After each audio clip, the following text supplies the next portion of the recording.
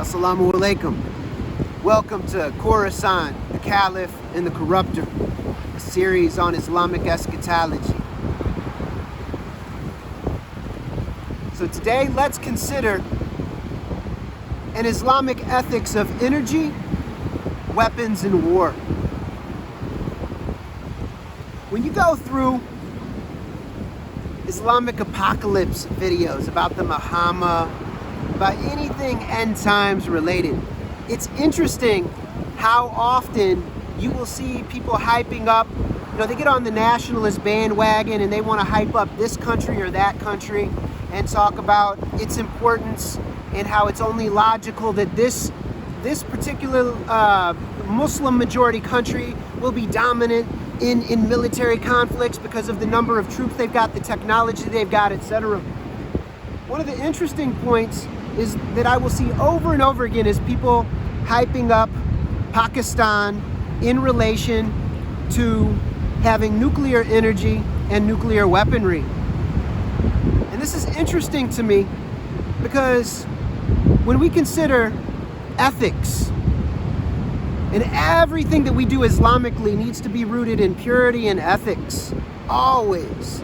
This is what it all comes down to. And Bismillahirrahmanirrahim, we have to consider mercy and compassion in relationship to everything, and everything must be just. So when we consider any type of weaponry, we have to consider, is it going to be a form of injustice? Is it going to be harmful? I would argue that any type of energy source or weapon that is going to be harmful to an ecosystem, to innocents, to any type of people or locations over thousands or millions of years is very unethical and problematic. So I see no reason to hype up any force that's going to be even threatening the use or developing the use of these type of abominable weapons and energy sources that devastate ecosystems for very long, extensive periods of time, that mutate our sacred Adamic clay, astaghfirullah, that destroy the scientists and the technicians that work within those environments. Evil. That is deadly devilry. So there are many types of weapons. If things bring fire upon the people, like, matter of fact, even rethink this.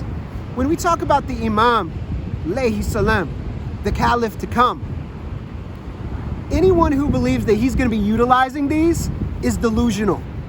Because if he is an inheritor of the prophetic tradition and an inheritor of the prophets, peace be upon them, then it is absolutely critical that he follow actual real Sharia, not man-made Sharia, not scholar-constructed Sharia, but natural law as it truly is, through a prophetic lens work, through a prophetic framework.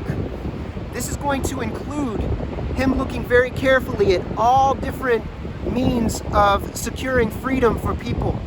Because as Muslims, we are to end all forms of tyranny, oppression, and enslavement. And we have to do so within certain ethical constraints. Now, this will lead to other future interesting conversations. But we have to consider that we are not allowed to destroy through fire. So this means that bombs, the way that they're typically utilized and conceived of, completely haram. Think about this. Like, you might be thinking, well, practically, brother, we gotta, so you're going to fight devilry with devilry? You're going to use devil weapons to fight devils?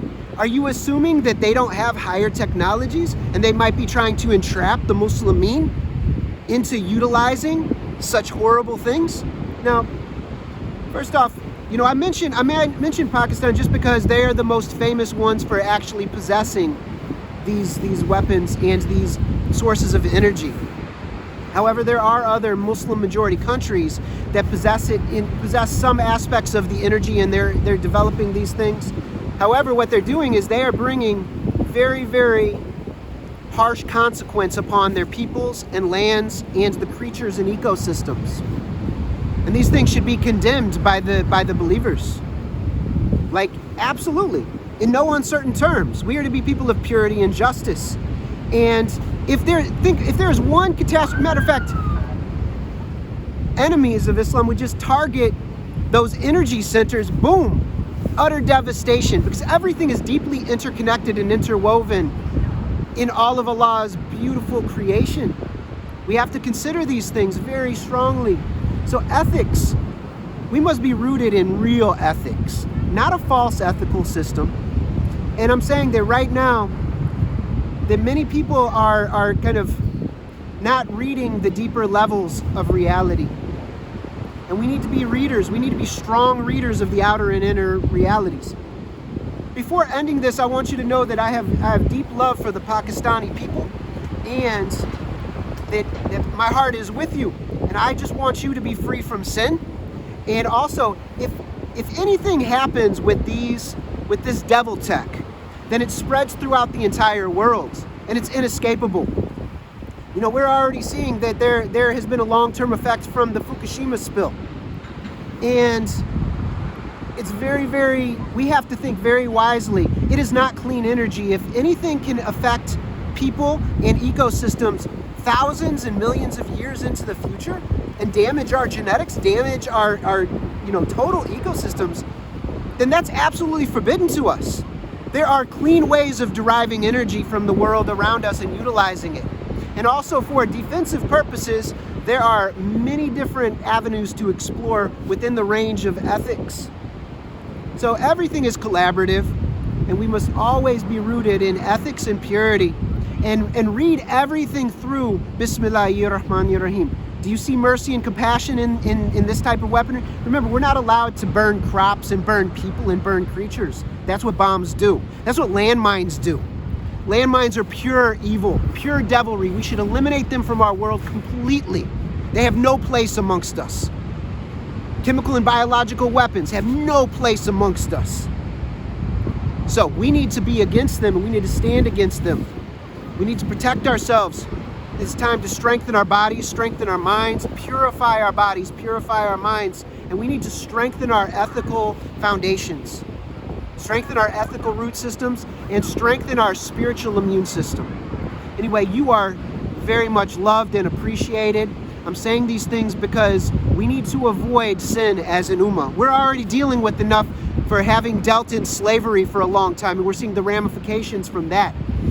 And right now, we are working on extracting ourselves from that and atoning for that, inshallah, so that it can never lift its head again, because there are many attempts right now to bring those kind of things back online in a number of ways.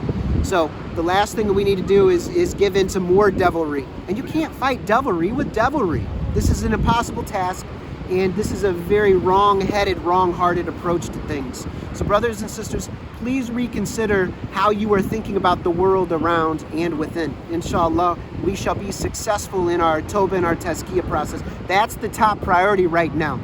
The greater struggle is the top priority right now, and it includes everything through holistic frameworks. So until next time, assalamu alaikum wa rahmatullahi wa barakatuhu.